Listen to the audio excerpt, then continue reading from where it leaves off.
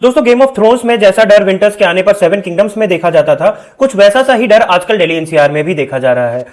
ये डर of course white walkers की वजह से तो नहीं है। ये डर एक खास चीज की वजह से होता है और उस खास चीज का नाम है स्मॉग। आपने काफी कुछ सुना होगा स्मॉग के बारे में, बट आज के इस वीडियो में आप बहुत कुछ सीखेंगे स्मॉग के बारे में, और चाहे उसके ज्योग्राफिकल एस्पेक्ट्स हो, साइंटिफिक एस्पेक्ट्स हो या फिर हिस्टोरिकल एस्पेक्ट्स हो। तो वीडियो को अंत तक देखिएगा और चैनल को सब्सक्राइब करिएगा। स्मॉग शब्द एक पोर्टमॉन्टो है, यानी दो शब्दों से मिला हुआ एक शब्द। जैसे विराट और अनुष्का से बना विरुष्का, जैसे इंटरकनेक्टेड और नेटवर्क से बना इंटरनेट, वैसे ही स्मोक और फॉग से बना स्मॉग। स्मॉग का मतलब होता है धुआं और कोहरे का मिश्रण। 1905 में डॉक्टर हेनरी एंटोनी डे वू ने एक कॉन्फ्रेंस के दौरान फॉग एंड स्मोक नाम से एक पेपर रिलीज किया, जिसमें स्मॉग शब्द का सबसे पहली बार जिक्र हुआ था। हालांकि यह जिक्र पहली बार नहीं था। 1661 में फूमी फूमिगम नाम से एक बुक लिखी गई थी, जिसमें भी स्मोक और फॉग के बारे में जिक्र हुआ था। तो इसका मतलब यह है कि लंदन हमेशा से ही स्मॉग के कारण परेशान रहा है, 12वीं और 13वीं शताब्दी से। उसके पीछे का रीजन था कोयला। लंदन में बहुत ज्यादा ठंड पड़ने के कारण वहां के घरों में और इंडस्ट्रीज में भी कोयले का इस्तेमाल किया जाता था, और इस कोयले से निकलता था सल्फर। तो सल्फर की वजह से हमेशा से ही लंदन के स्मॉग में एक अलग प्रकार की स्मेल रहती थी और बहुत ही गाढ़ा होता था। इस वजह से इन स्मॉग्स का नाम रखा गया था पी सूपर्स, यानी मटर के सूप जैसा दिखने वाला स्मॉग। मतलब ऐसा स्मॉग दिखता था कि जिसमें से मटर के सूप की स्मेल आ रही है और बहुत ही थिक है, बहुत ही गाढ़ा है। तो लंदन वालों को हमेशा से ही इस पी सुपर्स की आदत थी। बट ये जो 1952 में उन्होंने सबसे पहली बार फेस करा, ये बहुत ही अलग प्रकार का स्मॉग था। ये उन्होंने पहले कभी नहीं देखा था। इंग्लैंड के पास हमेशा से ही बहुत अच्छी मात्रा में अच्छा कोयला रहा है, बट 1945 यानी वर्ल्ड वॉर 2 के बाद इंग्लैंड की आर्थिक स्थिति धीरे धीरे खराब हो रही थी, और इस दौरान उन्होंने जो अच्छा कोयला था, यानी एंथ्रासाइट बिटुमिनस टाइप का कोयला जो था, उसे एक्सपोर्ट करना चालू कर दिया। और जो लो लेवल का क्वालिटी का कोयला था, उसको इन्होंने डोमेस्टिक यूज में शुरू कर दिया। अब ये डोमेस्टिक यूज में जो कोयला यूज हो रहा था, इससे सल्फर बहुत ज्यादा निकलता था, और ये ही सल्फर धीरे धीरे जब एटमॉस्फेयर में पहुंचा और उसके रिएक्शन से सल्फ्यूरिक एसिड में कन्वर्ट हो गया, वो स्मॉग के जरिए धीरे धीरे लोगों के लंग्स में जाके बसने लगा और लोगों को सफोकेट करके उनकी जान लेने लगा। हालत इतनी खराब हो गई थी कि सिर्फ 4 दिनों में ही लोग बताते हैं कि 10 से 12 हजार डेथ्स हुई थी। हालांकि गवर्नमेंट के फिगर्स सिर्फ 4,000 बताते हैं, बट आपको पता है कि गवर्नमेंट के फिगर्स अलग होते हैं और असलियत अलग होती है। हालात इतने खराब हो चुके थे कि बाहर तो प्रदूषण था ही था, बट लोगों के घर में भी धीरे धीरे घुसने लगा था। जैसा कि आप तस्वीर में देख पा रहे हो कि एक ट्रैफिक पुलिस को मशाल दी गई थी ताकि वो अपनी जान बचा सके गाड़ियों से। विजिबिलिटी इतनी कम हो गई थी कि सिर्फ 1 फीट तक लोगों को दिख पा रहा था। इसका मतलब यह है कि आप अपने हाथ पैर ही नहीं देख सकते थे, इतनी ज्यादा विजिबिलिटी कम हो चुकी थी।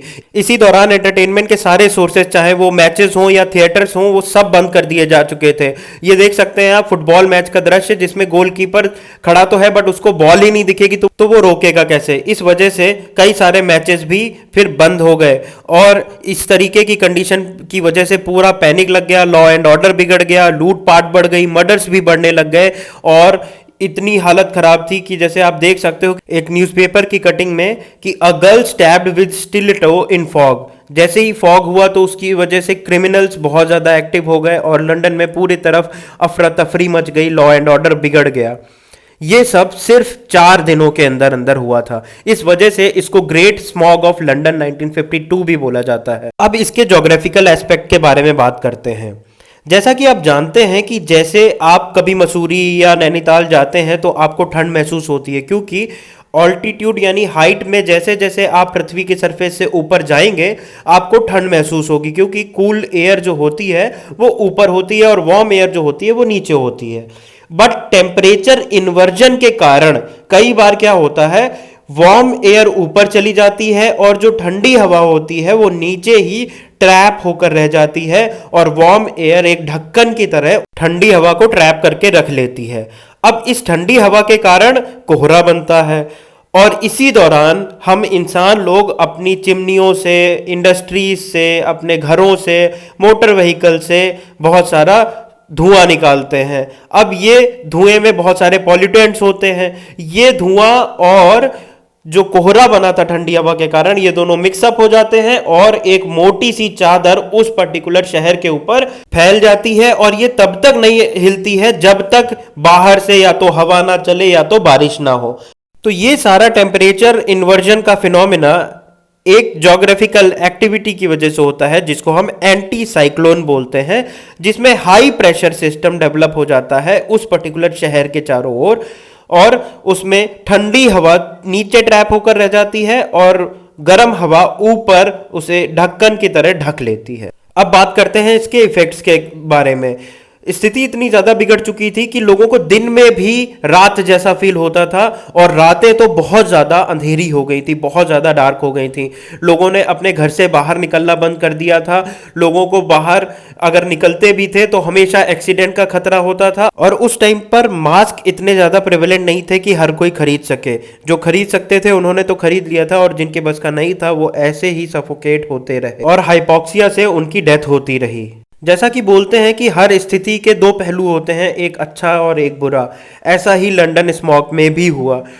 इस ग्रेट स्मॉग के बाद लंदन में रहने वाले लोग सुधर गए, और फिर डर के मारे इंसानों ने प्रदूषण के अगेंस्ट काम करना चालू किया, और क्लीन एयर एक्ट फाइनली पास हुआ 1956 में। तो 1954 में बीवर कमेटी का गठन हुआ, और उसने जब रिपोर्ट सबमिट करी तो उसने बताया कि हमें स्मोकलेस फ्यूल्स की ओर बढ़ना चाहिए, और ऐसे फ्यूल्स जिसमें बहुत ज़्यादा सल्फर का कंटेंट हो उसे कम यूज़ करना चाहिए। कानून की वजह से लंदन के एनवायरनमेंट में बहुत सारे चेंजेस आए, और अब जैसा कि आप अपने स्क्रीन पर देख सकते हैं, लंदन का ये आज का AQI है जो कि 2 है, और अभी आप दिल्ली का देखेंगे तो लगभग 400, 350 ऐसा जाता है।